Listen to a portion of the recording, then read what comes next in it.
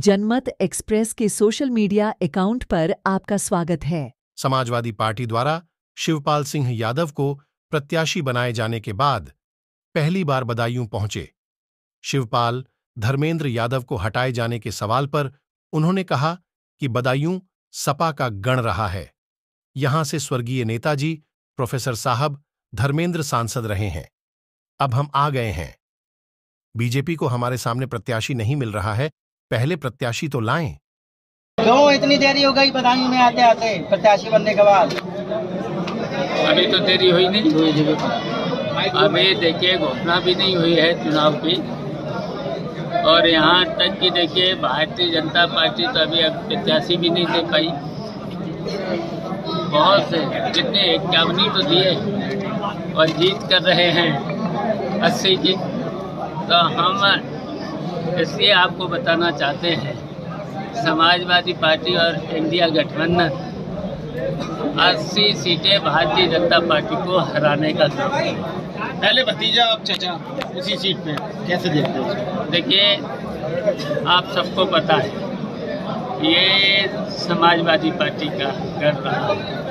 यहाँ से नेताजी सांसद हुए, प्रोफेसर रामगोपाल सांसद हुए, धर्मेंद्र हुए, तो जब ये अब हम आ गए तो ये तो समाजवादी पार्टी का, अब इन्हें प्रत्याशी भी ढूंढे नहीं मिल रहा। लेकिन बड़ा महत्वपूर्ण सवाल है, बीजेपी बड़ा संगठन से मजबूत है और ये सीट समाजवादी पार्टी पिछली बार हारी थी। क्या एजेंडा रहेगा आपका इस बार चुनाव जीतने के लिए? देखिए आपकी बार पूरे देश से भारतीय जनता पार्टी हारेगी और यहाँ बदायूं तो जमानत नहीं बचेगी भारतीय जनता पार्टी के। सर चुनाव का नारा लगा रहे हैं, प्रत्याशी तो ढूंढे मिल नहीं रहे, और इंडिया गठबंधन समाजवादी पार्टी ने तय कर लिया है 80 सीटों पर भी हरा है। सर चीफ चुनाव से पहले बीजेपी सीएए का बिल लेके आई है और अमित शाह जी कहते हैं कि ये बिल किसी भी तरीके से वापस नहीं होगा, तो आप इसे किस रूप में लेते हैं? देखिए भारतीय जनता पार्टी पे कोई मुद्दे तो है नहीं, और भारतीय जनता पार्टी सत्ता में है, बड़ी घमंड में है, तो कुछ भी कर सकते हैं। तो केंद्रीय गृह मंत्री तो कहते हैं कि विपक्ष तुष्टीकरण की राजनीति कर रहे हैं। खड़े हो गए शेरवानी साहब के साथ में, कैसे साधेंगे उन्हें आप? देखिए अब हम आ गए, शिवपाल सिंह यादव आ गए यहाँ, तो सलीम शेरवानी हमारा साथ देंगे और जो भी रहे हैं उनको सबको हम ठीक कर लेंगे, मना लेंगे। जनता की भावनात्मक रूप से आपको स्वीकार नहीं कर पा रही है, तो कैसे दिल में उतरेंगे आप उनके? धर्मेंद्र यादव का भी नाम है उनके नाम। देखिए सब साथ रहे, सलीम शेरवानी हैं, जितने भी नेता हैं सबको मना लेंगे, उनके घर चले जाएंगे और सब ठीक रहेंगे। आप कह रहे हैं कि हम 80 की 80 सीटें यूपी में जीतेंगे, 2000 हराएंगे, ये कह रहे हैं। आप जीतेंगे, मैं वही कह रहा हूँ कि आप मतलब हराएंगे, मतलब आप जीतेंगे। जीतने का हम हराएंगे। आप ये बताइए कि 2014 से केंद्र में मोदी जी की सरकार है, 2017 और 22 में प्रदेश में फिर से योगी जी दोबारा मुख्यमंत्री बने, आपका संबंध भी काफी मधुर है योगी जी से, तो क्या ऐसा आपने किया है या क्या उन्होंने ऐसा गलत किया है जो आप 80 की 80 सीटें जीत पाएंगे?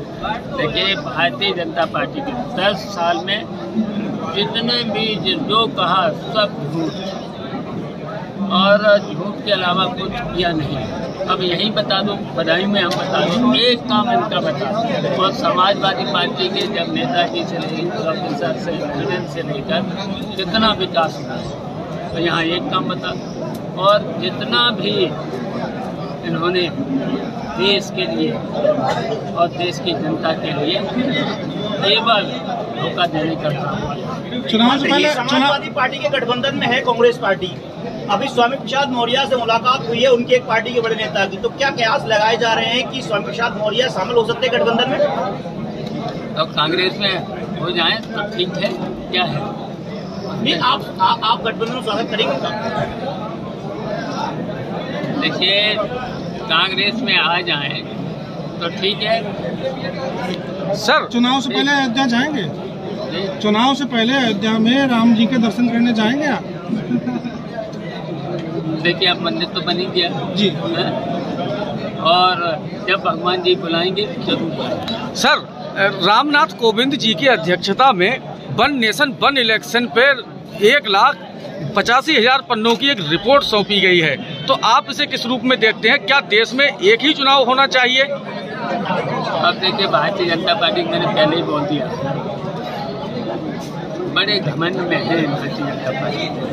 नहीं तो कई राजनीतिक दलों के साथ वार्ता करने के बाद ये रिपोर्ट तैयार हुई है ना सर? उन्होंने देखिए जितने वादे किए सब ठुकरे निकले, अभी तक इनका कोई वादा पूरा हुआ नहीं। केवल देश की जनता को भ्रमित किया, उससे देश बहुत पीछे गया और जनता को कोई लाभ नहीं मिला है भारतीय जनता पार्टी। और भारतीय जनता पार्टी जब बड़े सत्ता में है, बड़े घमंड में है, तो कुछ भी कर सकते हैं। आपकी क्या क्या प्राथमिकताएं रहेंगी बदायूं में चुनाव?